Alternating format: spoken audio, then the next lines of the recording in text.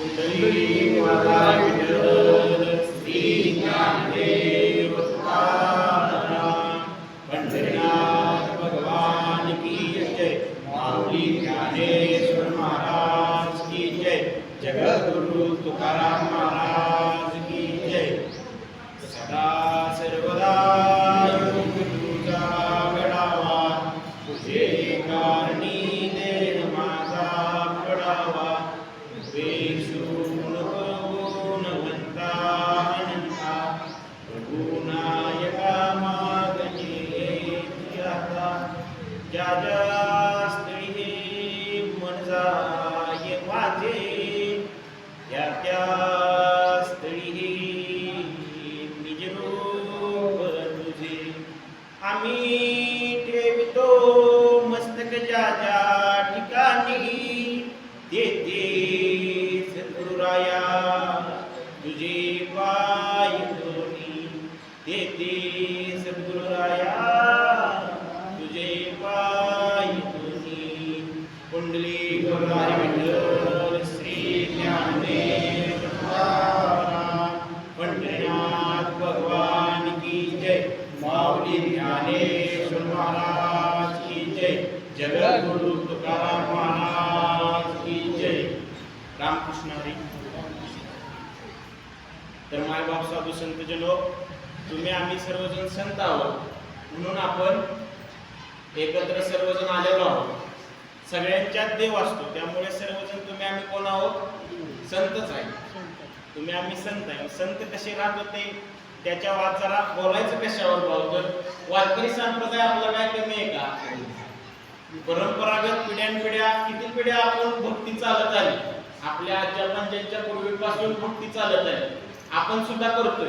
एक श्रद्धेचा इथे नमस्कार दिला की बास झालं, बाकी याच्यापेक्षा वेगळं काय पाहिजे का? नाही। आणि देव आपल्याला कधी काही कमी पडून देतोय का? नाही। म्हणजे आपला वारकरी संप्रदाय असेल, ते जे संत जे नाही ते संत असतील, त्यांना आपण संत म्हणतो सगळे। आणि तुम्ही आम्ही सुद्धा कोण आहे?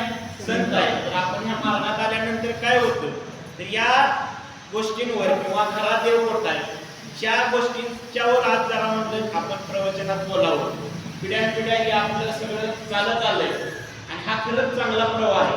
आपण इथं आल्यानंतर बाबा पारायण असतं, 2 पारायण सोहळा आपल्या गावामध्ये होतात आणि खरंच आपण भाग्यवान आहे की एवढ्या भक्तिमय वातावरणात आपण राहत असतो। आणि आम्ही सुद्धा खूप भाग्यवान आहे, जेव्हा आयुष्याचा खरा काय अर्थ असतो, काय खेळायचं बागडायचं वय असतं, हे माऊली त्या वयाचा आम्ही होतो, तेव्हापासून म्हणजे या मार्गात आलो। काय कळत नव्हतं तेव्हा, कशामुळे आलो? बाबा आपल्या गावालाही एक परंपरा आली, बाबा तुम्ही सगळ्यांनी चालू ठेवलं, त्यांना त्या रूपात काय असतं, चालूच राहत असतं। आणि इथं आल्यामुळं कधी काही कमी पडत नाही। आयुष्यात अनेक संकट येत असतात, सुख दुःख येत असतं, पण किती जरी सुख दुःख आलं, इतक्या कमी वयात आता तुम्ही सर्वजण बघत असता, पण कधी दुःख आलं तर कुठलीही वेगळी वाट कधी धरावी लागली नाही किंवा खचून कधी गेलो नाही का? तर ह्या परमात्मा जो आहे, जो आपला भक्तीचा मार्ग आहे, त्याच्यामुळे हे शक्य झालं। आता दरवेळी मी सांगत असतो, आपला मनुष्य जन्मच श्रेष्ठ का? मनुष्य जन्म एवढा श्रेष्ठ का?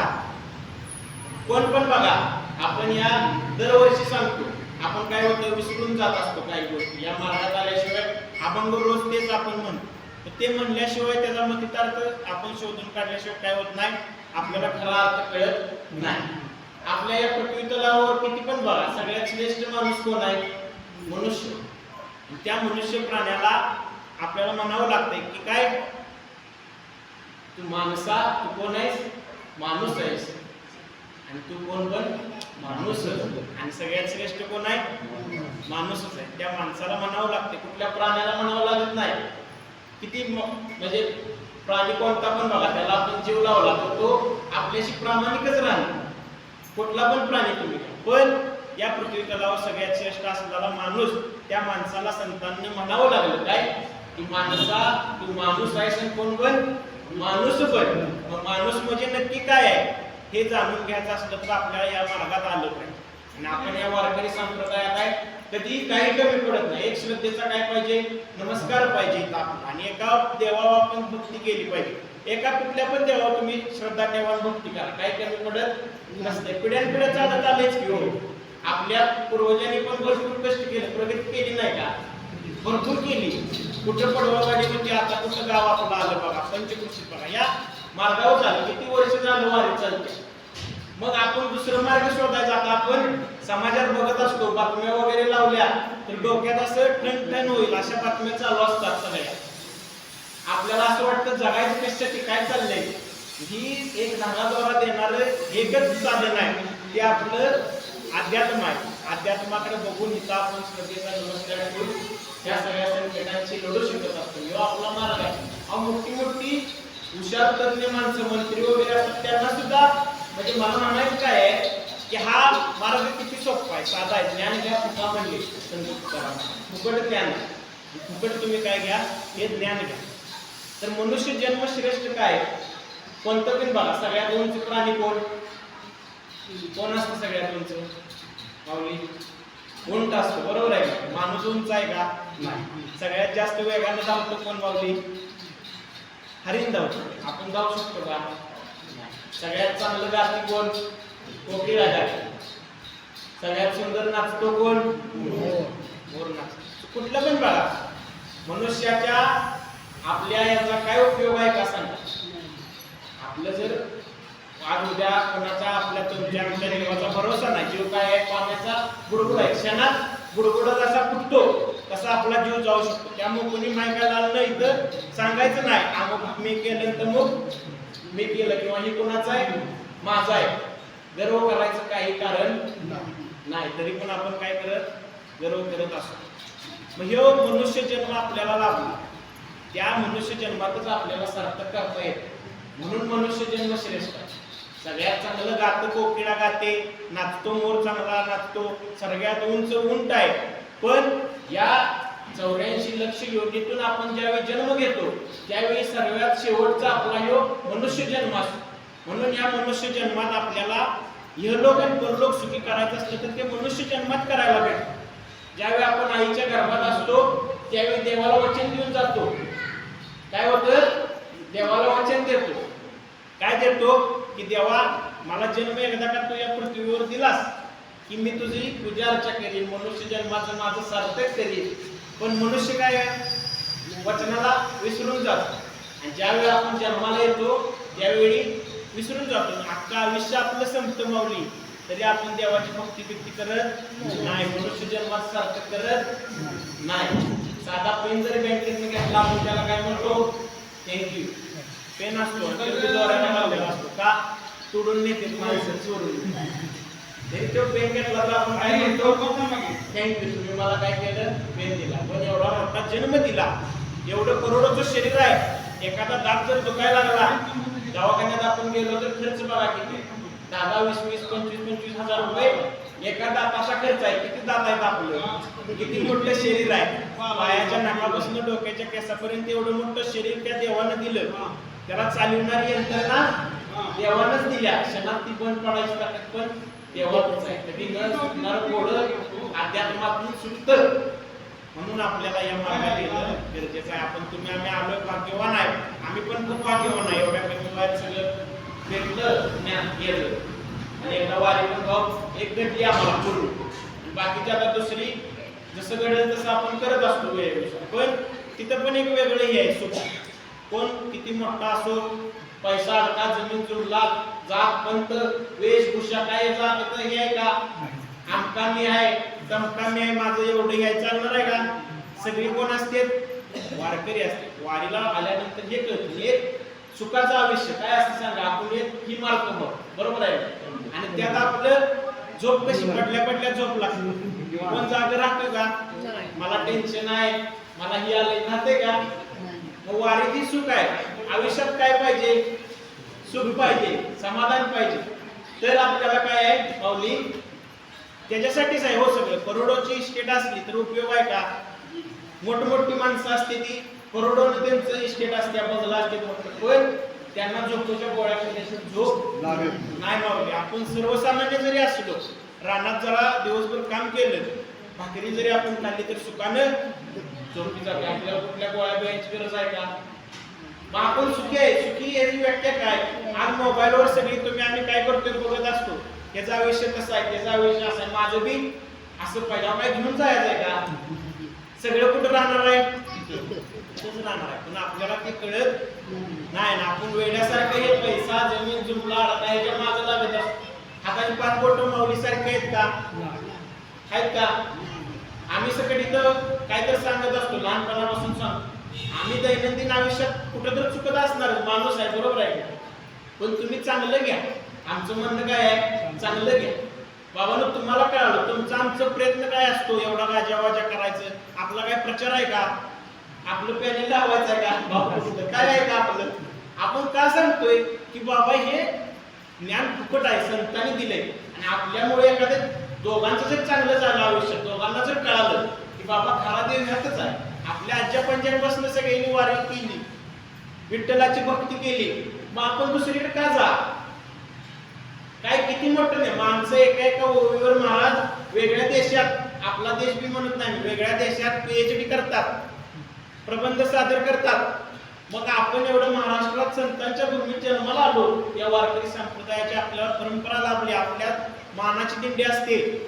मानाची म्हणजे माऊलींचा जो रथ असतो त्याच्या पुढे एक दिंडी क्रमांक 8 ही आपली मानाची दिंडी आहे. त्या दिंडीपाशी आपल्याला स्थान असतात प्रत्येक ठिकाणी. म्हणजे आपण किती भाग्यवान आहे. मानाची दिंडी आपल्या गावातून निघते. एवढे आपले सगळेजण पहिल्यापासून भक्ती करतात.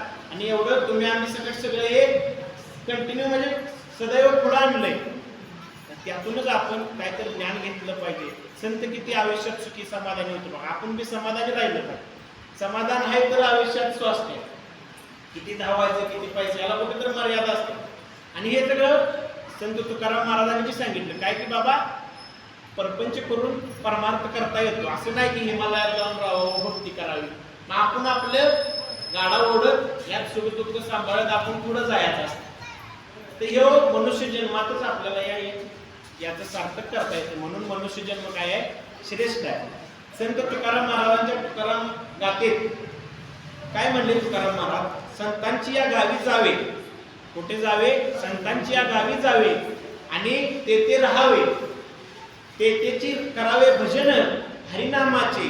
संतांची संगती करावी नित्य नेमाने. संतांची संगती कशी करावी? नित्य नेमाने. आपली कवा होत्या? नारायण असल्या, वारी असल्या, ती बी धावपळीत होत्या. संतांची संगत कशी झाली पाहिजे? नित्य नियमाने.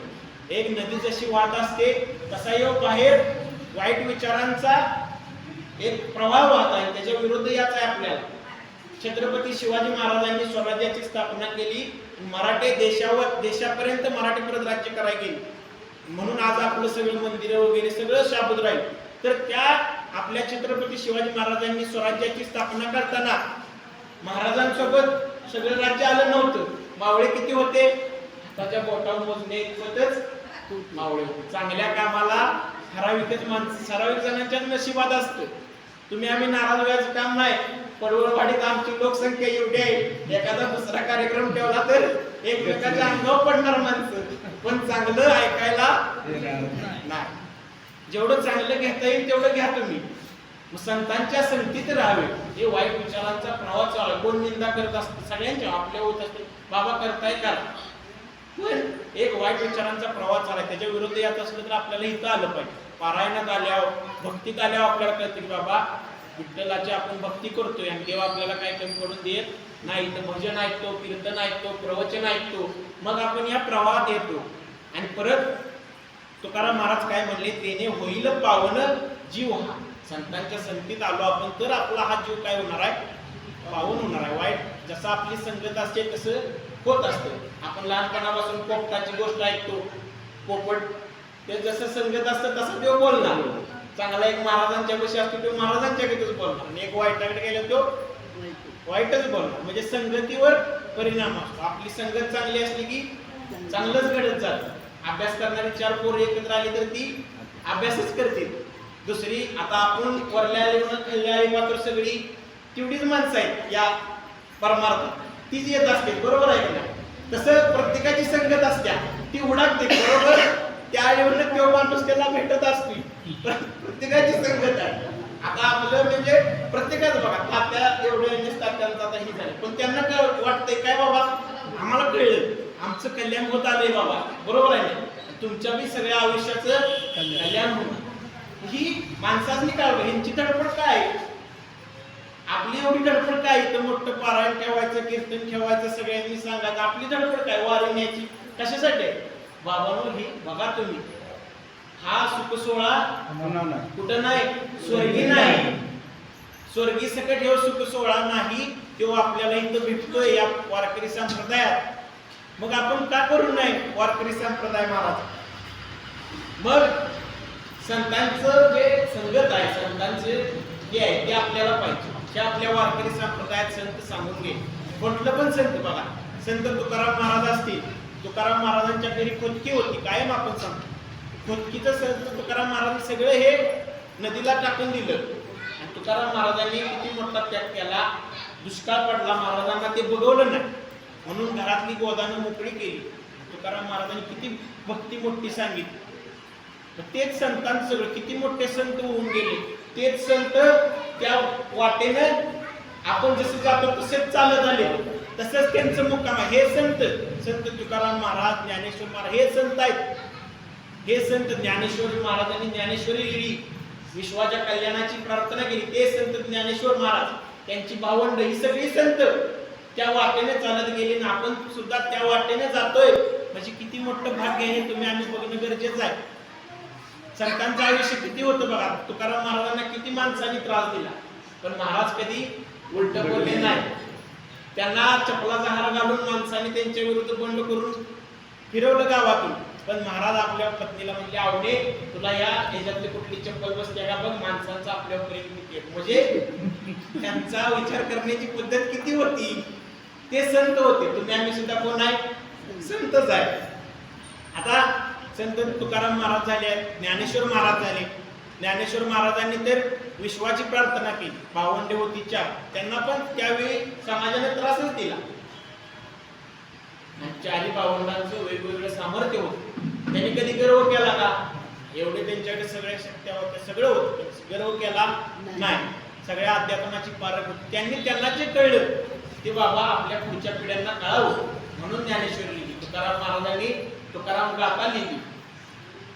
आता वाल्मिकी ऋषी आपण जी ही बघतो कुठे, वाल्या कोळी. वाल्या कोळीचं काय आहे तर, वाल्या कोळी एक तुम्हाला संदर्भ देतो. संत कसं तर, वाल्या कोळी वाटत माणसांना अडवायचा आणि त्यांची वाटमारी करायची, म्हणजे तुमच्याकडे काय दागदागी नाही मला द्या वाटत आलं, आणि असं त्याचा प्रपंच करत असतो. त्यांनी इस्टेट भाव लय केलेली असते वाल्या कोळी. तो वाटत ज्याला येईल त्याला अडवत असतो, तो म्हणजे चल काय काय तुझ्या दागदागी नाही दे, नाही तुझा खूनच करतो. पहिलं माणसं कशी पायी चालत जायची, कोणाकडे गाडी नसायची, वाहतुकीची साधनं नव्हती, रस्ता नव्हता. मग त्याच रस्त्याने एकदा आपले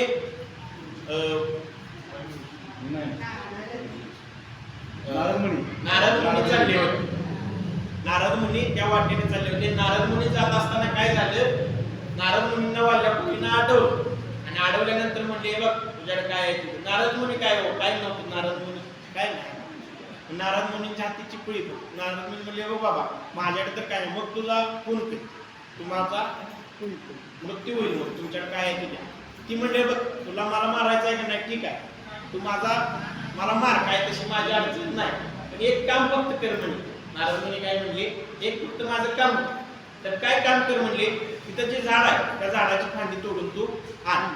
मग वाल्या कोळीनं ती फांदी तोडली, आला म्हणला ही धरा म्हणला, महाराज ही तुम्ही काय धरा, ही धर म्हणला बाबा, ही फांदी तोडून आणली. ते म्हणले बघ आता ही जाऊन तू काय कर, फांदी परत जोडून ये. तो म्हणला हा फांदी जोडायची एवढं सोपं आहे, आता तुटली म्हणला जोडायची कशी म्हणा. त्यावेळी नारद मुनी म्हणतात बघा फांदी जोडायची तुटलीस ती जोडा येत नाही, तू माणसांचे आजपासून किती माणसांचे प्राण घेतलं इथं संपत्तीसाठी, कुणासाठी करतोय, पाप आहे कुणासाठी करतोय. तो म्हणला माझ्या बायको पोरांसाठी करतोय मी, पैसा कमवतोय. मग ती बायका पोरं या पापात सहभागी आहेत का? तो म्हणला मग त्यांच्यासाठी करतोय, ती नसतील कशी. नारद मुनी म्हणले विचारून ये, मी इथं सांगतो, मी जात नाही. वाल्या कोळी घरी गेला आणि विचारलं बाबा बघा मी तुमच्यासाठी वालमारी करतोय, एवढं पैसा अडका जमीन जमला करून आपण, आणि मग आता ही तुम्ही आहे का? बायको म्हणली नाही नाही मी सांगितले काय वाटत नाही. बायको म्हणली मी काय तुमच्या पापात सहभागी नाही. पोरं म्हणली मी बी तुमच्या पापात सहभागी. अरे वाल्य पोरीला वाटलं आता आपण करतोय कुणासाठी? आपण करतोय या बायका पोरांसाठी. मी म्हणते तुमच्या पापात आम्ही सहभागी नाही. वाल्ल्या पोळी गेला म्हणला नारद मुनींना, महाराज माझं चुकलंय, आजपासून चुकलं, आता काय करायचं? आता काय करायचं? आयुष्यात ज्यावेळी हा प्रश्न पडतो, स्वामी विवेकानंदांना सुद्धा हा प्रश्न पडला. विश्वाची परिषद भरली होती, तिथं भारताचं नेतृत्व स्वामी विवेकानंदांनी केलं होतं. त्या स्वामी विवेकानंदांना 3 प्रश्न पडले. देव आहे का? तो कोणी पाहिलाय का? आणि पाहिला असला तर तो कोण तुम्ही मला दाखवाल का? ह्या 3 प्रश्नांची उत्तरं स्वामी विवेकानंदांना जाणून घेण्यासाठी गुरु करावा लागला.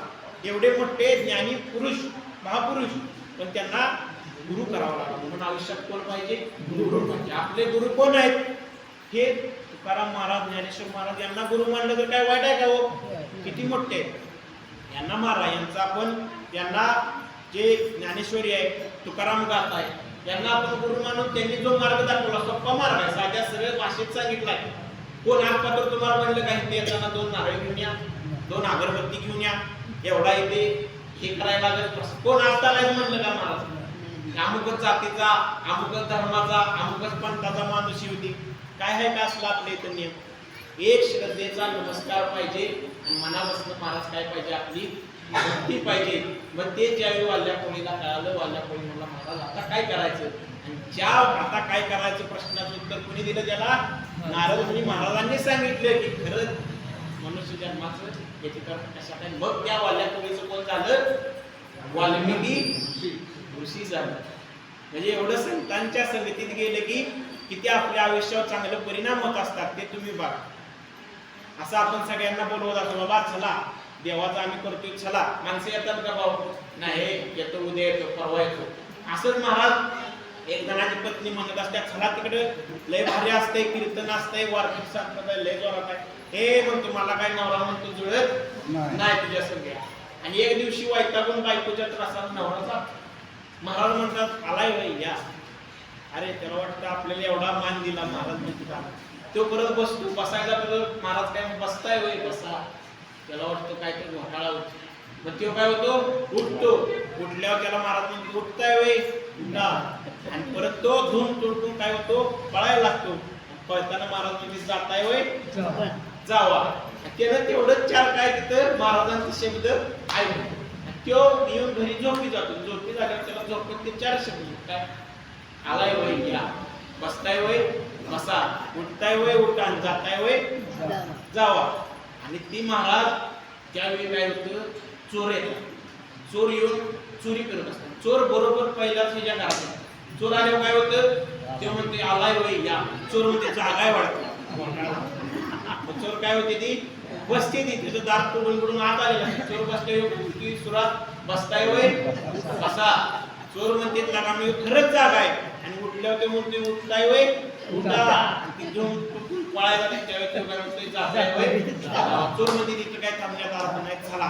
सकाळी कळतं रकात चोर दार तोडलं पण आपल्या चोरी झाली. त्याला त्यावेळी कळतं आलं. 2 मिनिटं आपण गेलो संतांच्या संगतीत तर काय 2 महाराजांचे शब्द ऐकून तर चोरी आपल्या वेळेची बंद.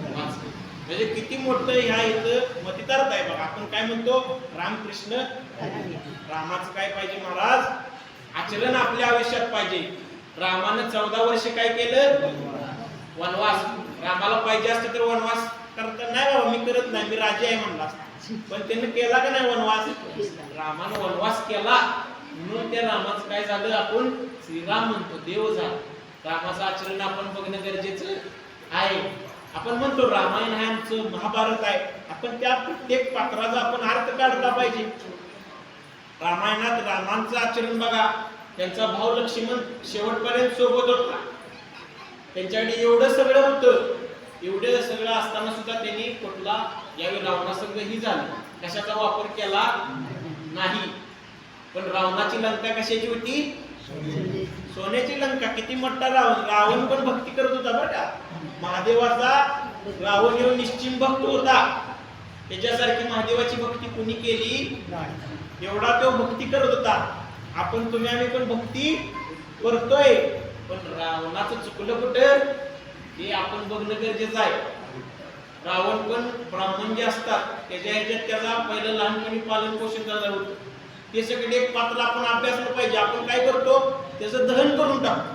11 तोंड होती, रावणाचं दहन करायचं, गोळीला ओरडायचं झालं. पण रावण राहिला कसा तुम्ही बघा. रावणानं महादेवाची निश्चिम भक्ती केली, फक्त गर्व झाला. काय झालं? लंका काय झाली? सगळी सोन्याची लंका लयास गेली. रामाकडे काय होतं का? तरी आपण श्रीरामाचं आजपर्यंत नाव काढतो का? रामाचं आपल्या आयुष्यात काय पाहिजे? मला आचरण पाहिजे. कृष्ण म्हणजे काय? कृष्ण भगवान. कृष्णाचा काय पाहिजे? विचार पाहिजे. हरीचं सदैव नाम पाहिजे. म्हणून आपण काय म्हणत असतो? रामकृष्ण हरी माऊली. रामकृष्ण. कृष्णाचा विचार किती मोठा आहे, ती पण आपण भगवद्गीतेत म्हणतो. देव एकच आहे हो. त्याला सोयीनुसार प्रत्येकाने काय केला? वेगळा केला. आपल्याला माहिती आहे वारकरी संप्रदायात आपण कीर्तन केलं पाहिजे, प्रवचन केलं पाहिजे. आपल्याला जरा कळलं सांगतोय म्हणून आपण भाव वेगळं मटबीट करून चालेल का? म्हणजे तुम्हाला काय वाटतंय बाबा हो माणूस काय करतो चांगलं सांगतो, त्याला सगळं लय बारी बारी नाही. आपण आपलं पिढ्यानपिढे आलंय. कीर्तनकार किती आपल्याकडे चांगलं बोलतात, प्रवचनकार किती चांगलं, म्हणून त्यांनी सेपरेट त्यांचं करून चालणार आहे का? ती सोयीनुसार देव माणसं काय करायला. देव कुठे आहे? वेगळा देव नाही महाराज. तर आपला वारकरी संप्रदाय संतांची आपण काय म्हणतो? रोजच रोज दिवाळी आहे ओ. दिवाळी कधी असते आपल्याकडे? वर्षातनं एकदा. त्यावेळी वातावरण कसं असतं? सगळं तेजोमय. काय होते? पोरासनी कपडे पिपडे सगळं कसं? फटाके पिटाके. दिवाळी आहे, कानुलं लाडू सगळं खायला द्या. दिवाळी म्हणजे कसं वातावरण एकदम चांगलं चांगलं वातावरण असतं. पण आपल्या वारकरी संप्रदायात संतांचं काय म्हणलंय? संतांची दिवाळी कधी आहे? रोजच रोज दिवाळी आहे तू. संतांची दररोज दिवाळी आहे. संतांची काय? रोज दिवाळी. तुकाराम महाराजांना एवढा त्रास दिला तरी काय? विचार करण्याची दृष्टी वेगळी आहे. जो जे वांछिल ते लाभ. ज्याला काय पाहिजे ते आपल्या आयुष्यात समाधान पाहिजे हो. देवानं मला एवढं दिलंय भरपूर आहे, हे शरीरच दिलं हे भरपूर आहे. आपण काय करतो? कुठे तर स्पर्धा कराय बघ. स्पर्धेच्या युगात आपण काय करतो? स्पर्धा पाहिजे. आपली आर्थिक प्रगती पाहिजे, कुटुंब आपलं स्थिरतावर पाहिजे, पण मोह नको. ज्ञानेश्वर महाराजांनी काय सांगितलं? काम, क्रोध, मद, मत्सर, मोह, आळस ही काय आहेत? 6 आपले शत्रू आहेत. त्यांचा काय केला पाहिजे? आपण विरोध केला. पण त्यांना आपण काय केलंय? कवटाळून बसतो. काम त्याच्या आपण कवटाळून बसतोय. क्रोध आपण करतो, मद करतोय, मत्सर करतोय, मोह करत असतोय. मोह असतोय आपल्या, आळस करत असतोय. पण ह्या गोष्टींचा आपण काय केला पाहिजे? त्याग केला पाहिजे. ज्ञानेश्वर महाराजांनी तेव्हा काम, क्रोध, मद, मत्सर, मोह, आळस याचा तुम्ही काय करा? त्याग करा. त्यांनी ज्ञानेश्वर महाराजांनी त्यावेळी ज्ञानेश्वरीने लिहून ठेवलं. तंत्रज्ञान येणार, तंत्रज्ञान आल्यावर त्याचा काय परिणाम होणार? आज तुम्ही आम्हाला म्हणजे आमच्या पिढीला गंभीर प्रश्न आहे भाऊ. परत कसं? जी आता माया आहे, जी प्रेम आहे, ती परत कसं? परत भेटणार आहे का? पहिल्या आज्या बिज्या म्हणजे किती त्यांना अप्रूप आहे असं. आता ही आमची माऊली, तिचं काय आमच्याकडनं स्वार्थ आहे का? म्हणजे मी एक उदाहरण देतो. जुन्या माणसांचं ही अप्रूप आहे किती की बाबा आमचं बाळ आहे, त्यांचं कसं अप्रूप आहे, आपलं आहे. बाबा काय केलं असलं तर खा 2 ग्लास आणून द्या. म्हणजे एक प्रेम आहे, एक आपुलकी आहे, एक जिव्हाळा आहे. शिव या जुन्या पिढीकडे आहे. आज महाराज आम्ही बाजूला बसलेला असणार, मोबाईलवर विचारणार त्याला जेवलास काय? ते म्हणा जेवलं, तुझी जेवलास. पण एकमेकांसंग बोलणार. म्हणजे जिव्हाळा, प्रेम, आपुलकी कुठे गेली? पहिलं महाराज साधनं नव्हती. 2-2, 3-3 दिवस माणसं चालत जायची गावाकडे एकमेकांना. गेली की आठवडाभर राहायची. पण जिव्हाळा कसला होता? पहिलं झुपडीत माणूस राहू दे पण समाधान. एक 100 वर्ष माणसं जरा कमी सगळी जगायची. जुन्या काळाची जगती दादू, त्यांची शरीरयष्टी 1 नंबर आहे. तुम्ही काय टेन्शन घेत नाही, काय नाही, समाधान आहे हो. स्पर्धाच नाही. आमचं कसं आहे? हे तिकडे हे झालं, ही झालं, आपण ती गाडी केली पाहिजे, बंगला केला पाहिजे. म्हणजे काय झालं? एक रेस झाल्या का झालं. समाधान नाही, त्यामुळे शेवटपर्यंत आपल्या आयुष्यात काय स्वास्थ्य येत नाही.